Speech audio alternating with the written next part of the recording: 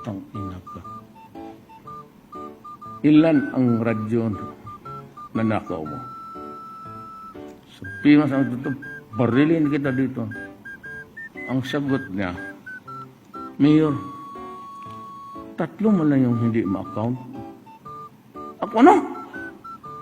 Account ka pa yung putang ina ka. Di batuta. Sabi ng pulis, sir, bawal ng batuta ngayon. Putang ina. Tingnan, yung mga pulis may kawa. Siyempre, kawa ng mga, nag-chip in yan sila ng ulam, gulay, gano'n, may perasong karne. Kawa naman talaga ako sa Sabi ko, pumunta ako doon sa kanya. May bambo na kaganon. Kinuha ko yung plywood na hindi pa na sunog lahat.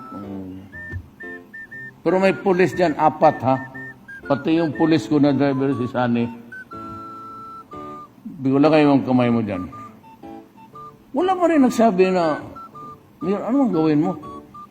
Paglagay ng kamay, putang ina, yung 3 kuko umalis siya. Tapos nagtindigan ng mga pulis, sir, bakit sir? Yung driver ko, ginanon ako. Sir, gano'n sir, ano na sir? Sabi ko, hindi ba ito yung magnanakaw ng radyo? Siya, hindi sir, yung property officer namin.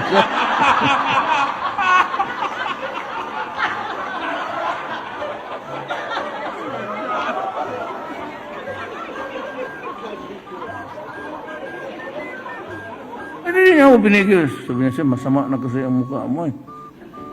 Akala namin may kasalanan rin talaga si Kanyos. Sabi niya hindi niya ma-account 3 radyo. Ayun.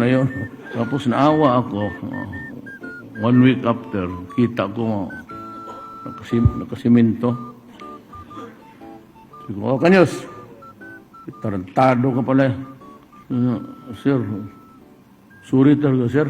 Binilihan ko na lang ako, bilihan mo na ng motor para pambawi. Wala, ang kamay, nagagano'n. Ang gago namang Kanyos, siyempre napahiya siya na budyakan siya. Ikot-ikot siya doon sa barracks. Napalo nga, pero tingnan mo naman.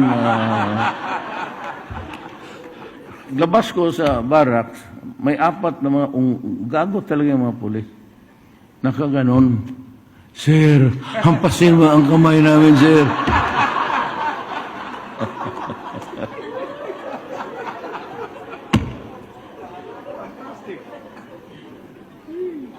Yan ang buhay ng mayor.